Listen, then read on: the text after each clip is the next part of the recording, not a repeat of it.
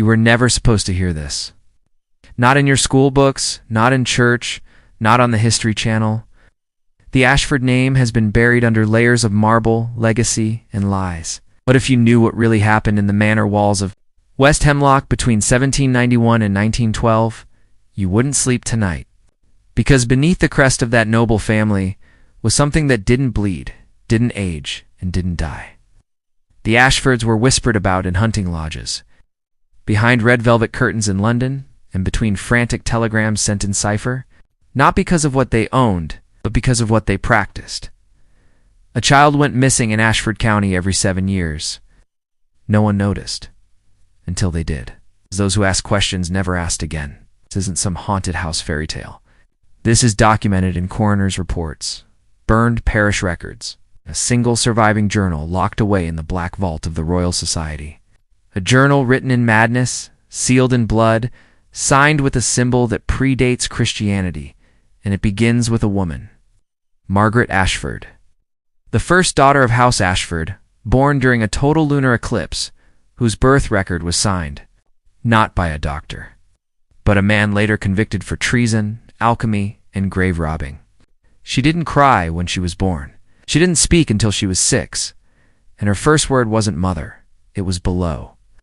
This isn't a ghost story, it's a bloodline. Once you open the gates, you can't walk back through them unchanged. This is the beginning of your descent into the forbidden legacy of the Ashford family. The secret that ties ancient ritual to modern power. Oh, and the monstrous truth hiding behind every family crest in Europe's oldest elite.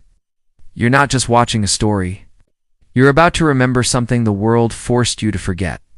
Brace yourself. You think power is earned, that it comes from wealth, politics, or family inheritance. But the Ashford family knew something older than all of that. Something that slithered through the cracks of civilization long before Rome turned to dust, before the Bible was even a whisper. They didn't inherit power, they summoned it.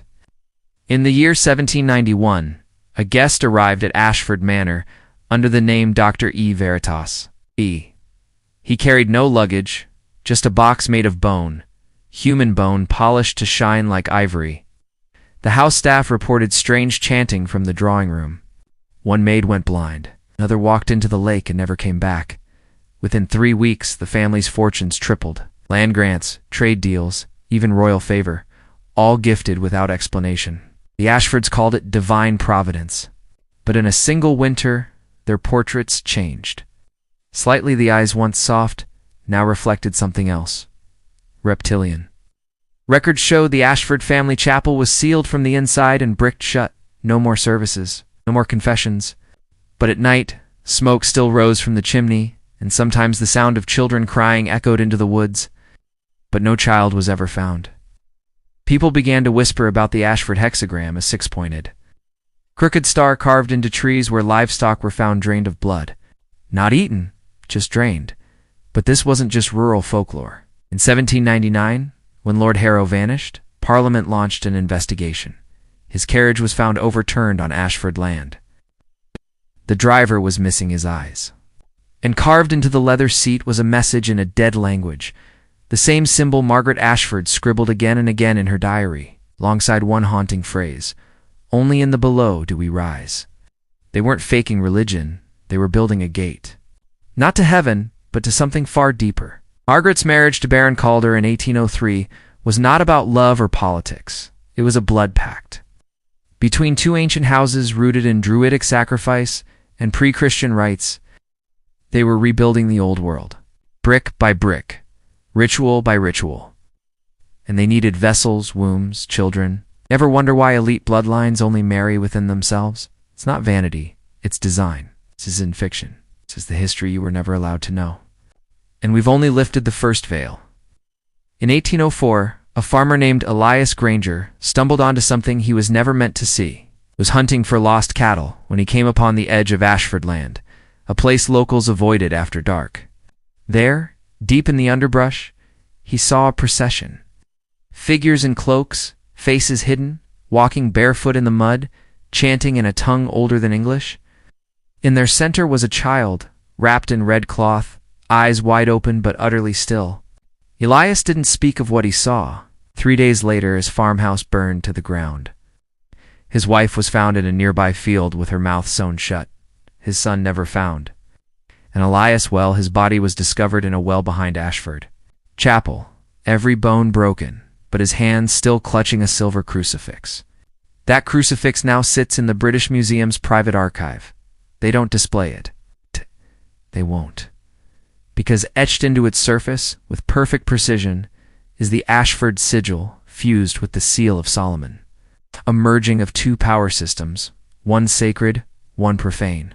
You see, the Ashfords weren't just servants of an ancient force. They were scholars of manipulation. They understood the geometry of fear, the architecture of control. By 1811, Ashford House was hosting private gatherings for the aristocracy. Not parties, ceremonies. Men who controlled fleets, armies, and banks knelt before an altar made of black stone and recited vows in the dead language of Ugarit.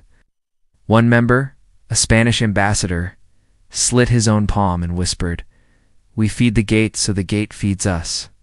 It wasn't superstition, it was transactional. Every 7 years, without fail, the tithe was paid. Children vanished, records deleted, toys left in fields. It, and the Ashford legacy, grew ever more untouchable. This was not a haunting, it was a system. You've been trained to look at history like a parade, kings, wars, revolutions. But the real history, the forbidden history, runs underground, like roots beneath a graveyard. The Ashfords were never about politics. They were about continuity, preserving something older than nations, something that survives by wearing masks, religion, royalty, reform. By 1823, the Ashfords had embedded themselves in every seat of power. Their sons became bishops. Their daughters married into Parliament. Beneath it all, the Black Room. Every estate had one. A windowless chamber, lined with obsidian tile and sealed with lead. The purpose, not worship. Reinforcement. It's where visitors arrive not through doors, but through dreams. Every Ashford heir was locked inside for 3 nights on their 13th birthday. No light, no food, just a mirror. Not one that showed their reflection, but the watcher they were bound to serve. Some went mad. Some emerged silent, forever loyal. One, Thomas Ashford, tried to run. They found him months later in Malta, hands covered in glyphs carved with fingernails, mumbling, "Do not look into its face." That phrase appears again in Vatican archives under Aeternum Pactum, buried in exorcism protocols. Because the Ashfords weren't alone, they were part of a network. A brotherhood of families preserving the old ways. You've heard their names in headlines: philanthropists, presidents, media moguls. Every one of them walked through a black room. In 1830, an American scholar named Franklin Dorr traced a pattern across bloodlines, and at the center of it all was Ashford. His letters speak of a house that pulsed like organs, a door that breathed, and portraits that watched. He vanished. In 1831, but not before sending one drawing, the Ashford crest split down the middle, placed by a spiral descending forever, marked with, "The house is a gate. The gate is awake." That house was not ritual, it was architecture. Ley lines, stone geometry, electromagnetic convergence. Ancient secrets whispered across continents, and the Ashfords didn't just listen, they obeyed. By 1852, the Ashfords withdrew completely. They didn't weaken, they evolved. A governess named Adelaide wrote of staircases that moved, of mirrors whispering names, of children with too many teeth. She vanished. Decades later, a maid described the same boy in the East Wing. Time didn't move in that house. It folded. And through that folding, they began breeding vessels, children designed to hold something more. Bastards of the gate, the journals called them, half-human, placed in media. Politics, culture, not to rule, but to normalize. In 1866, the Ashford estate was declared burned in a storm. But the truth? A ritual that succeeded. 12 robed members, the 13th bound in silver. The black room trembled, then silence. No bodies, only bloodless husks, carved into marble. He is through. No name, just arrival. The estate then became a transmitter, devices buried in the soil, humming below hearing, bearing the spiral, broadcasting. In 1873, secret group, The horizon circle warned that reality had been injected with intent. Identical dreams, ancient phrases, a house with no doors. They were eliminated. Their final message scrawled, "It wears the faces of the living," and now it wasn't the Ashfords alone. It was the signal itself spreading into thoughts, into institutions, into you. After 1880, the estate wasn't a manor. It was a machine. Every stone aligned with Earth's veins. They weren't praying, they were programming. Lucian Prue found the hum. He called it the Song of the Void. His family disappeared. The sound never stopped. That same frequency later found in schools, prisons, media. You think it's instinct, but it's interference. It's every obedient thought you've had. Every echo you mistake for intuition. It's another brick in the prison the Ashfords built. If you're still watching, it means the signal's already inside you. You ever hear your name whispered in a dream? Not by someone you know, by something that remembers you from before you were born? That's not imagination. That's inheritance. In 1888, a boy named Malcolm Fenwick began sketching perfect golden ratio spirals in the margins of his school books. When he started carving them into his own skin, he said, "So I remember the shape when I wake up." He vanished soon after, and one of his sketches was later acquired at auction by a CIA director. Because they knew what the public didn't. The Ashford signal doesn't spread by sound or sight, it spreads through belief. Once it's inside you, it doesn't leave, it waits. After the spiral was awakened, the Ashfords no longer needed rituals. They only needed symbols planted in money, architecture, and education, so that belief could do the work for them. A symbol, once subconscious, becomes sacred. You'll defend it without knowing why. By 1901, in the Bavarian Alps, a manuscript, bound in human skin and written in unknown script, surfaced from a Jesuit ruin. It hummed, literally. And when linguists spoke its patterns aloud, listeners fell into trance. One said, "It watches from the gate between seconds." That manuscript, the Ashford Codex A, was hidden in Vault D under Project Harroglass. Later, U.S. broadcasting began using sound algorithms strangely similar to the Codex's structure. Coincidence or inheritance? Music, slogans, shows, all became vessels. And behind them, the spiral whispered in tones just beneath human hearing. In 1921, Ashford descendants met at a secret site in France known as the Pale Court. Beneath a decommissioned cathedral, they experimented with harmonic mind control using low-frequency chanting. They weren't praying, they were programming. Their cult, now known as the Line Keepers, bred children at astronomically chosen moments to ensure maximum signal receptivity. These children never had birth records. One became a media mogul in the 1980s, and everything he created, every logo, soundtrack, and jingle, carried sub-patterns from the spiral. You didn't notice. You just felt it. Comfort, nostalgia, addiction. By 1944, British codebreakers during World War II intercepted German broadcasts that weren't commands. They were chants. Linguist Eleanor Cresswell discovered a sequence that dropped listeners into trances and called it spiral syntax. When she tried reading one of the phrases aloud, her colleague collapsed, and she later wrote, "It heard me speaking it back." That exact phrase had appeared a century earlier in Ashford journals. The Nazis didn't invent psychological warfare. They borrowed it from the spiral. After the war, these findings were absorbed into secret U.S. programs like Monarch. They weren't interested in torture anymore. They were interested in image saturation, rhythm control, subconscious obedience.